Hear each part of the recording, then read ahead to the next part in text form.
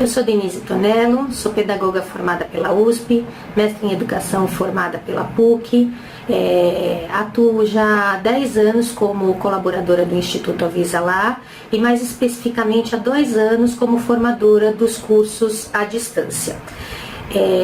Quero agradecer a oportunidade que me foi dada pelo canal Avisa Lá Convida para estar aqui hoje falando com vocês sobre portfólios. Esse é um instrumento de avaliação que, do meu ponto de vista, é bastante rico, porque ele dá conta de comunicar todo o processo de aprendizagem vivenciado pelas crianças, né?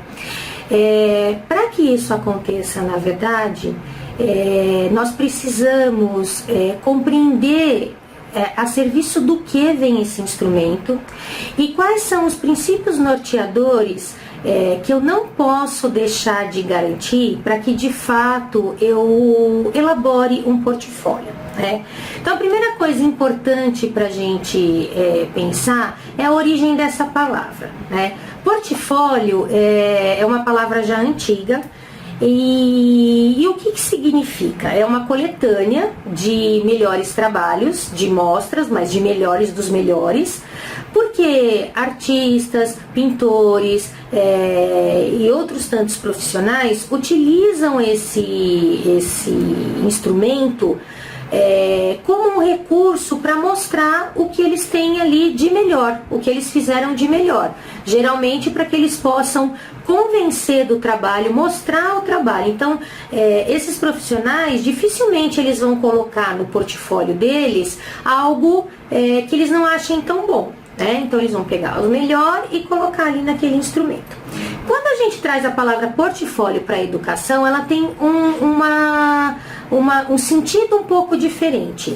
E se a gente traz com esse intuito de colocar o melhor, né, no portfólio da criança em educação, aí já começa o primeiro grande equívoco que se comete na concepção dessa ferramenta. Então, em educação, o que é um portfólio? É uma ferramenta que está avaliativa e que está a serviço de retratar o processo de aprendizagem vivenciado pela criança, tá certo?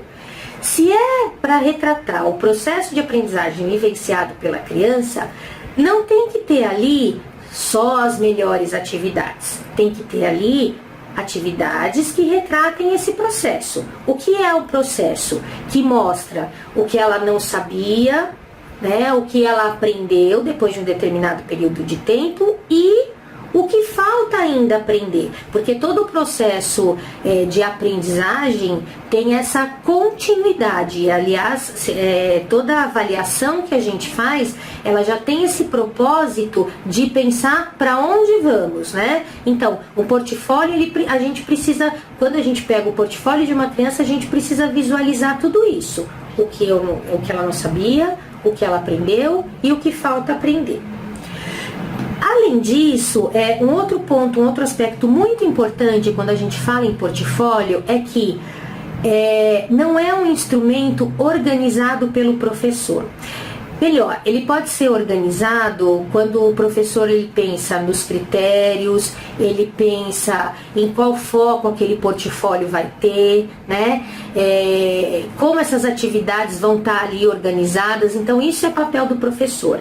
Mas se só o professor coleta atividades, organiza atividades, analisa as atividades e coloca, isso não é um portfólio, porque o portfólio ele é um instrumento, uma ferramenta que não só o professor participa, mas também as crianças e também os pais. Então, posto isso, a gente, quando pensa em organizar portfólios de aprendizagem dos nossos alunos, das crianças, a gente precisa prever todos esses tempos para que a criança possa participar, para que a criança possa escolher atividades ou para que a criança possa olhar para as atividades que foram selecionadas pelo professor e fazer uma análise naquele sentido que eu disse para vocês, o que eu não sabia, o que agora eu já sei e o que ainda falta aprender, né?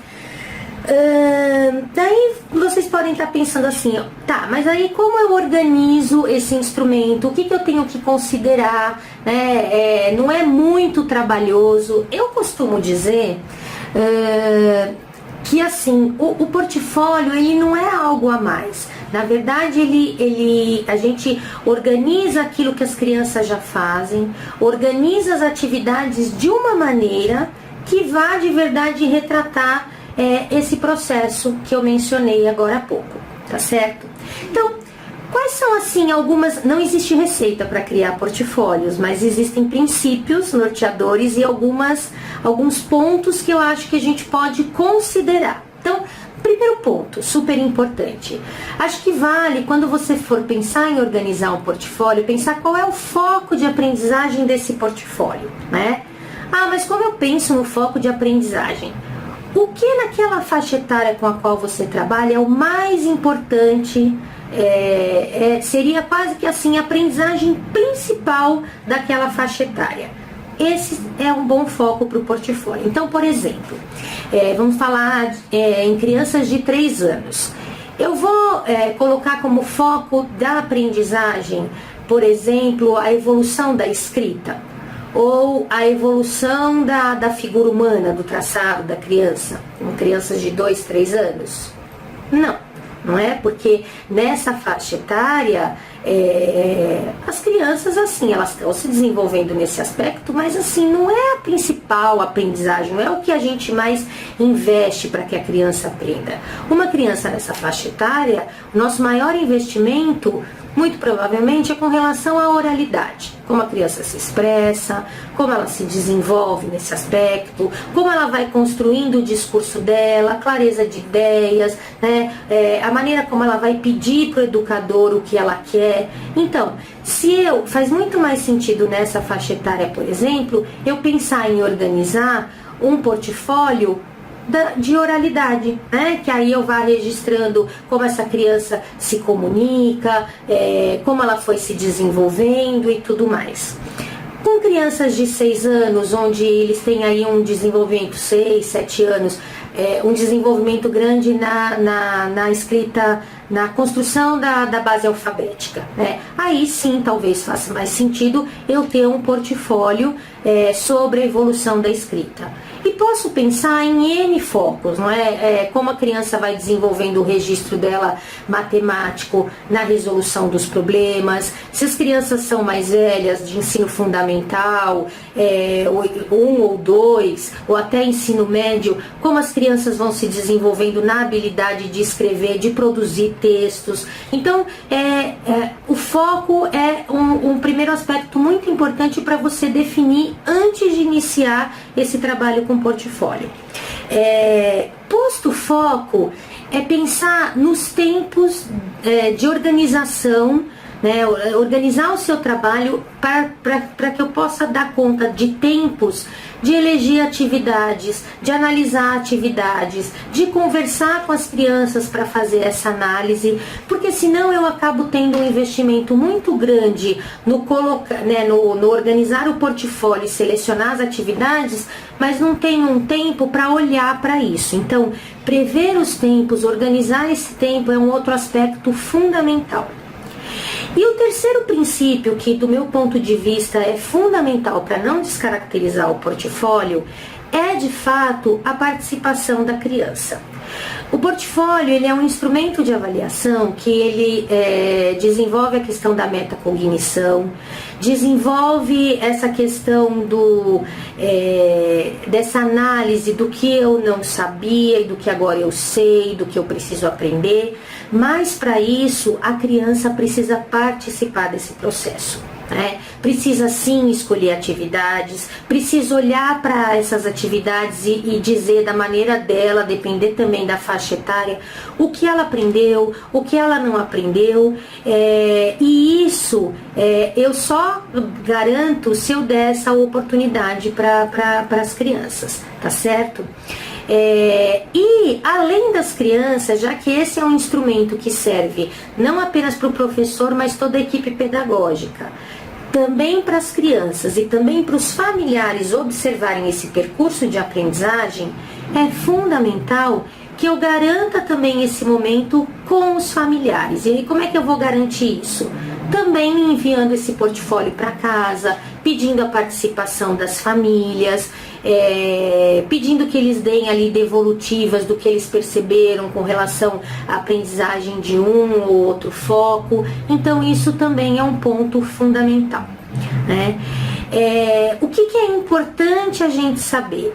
Que se a gente abre mão de um desses aspectos, então assim, só o professor organiza o portfólio, aí eu já não posso chamar de portfólio, porque o que define o portfólio em educação é esse instrumento de avaliação,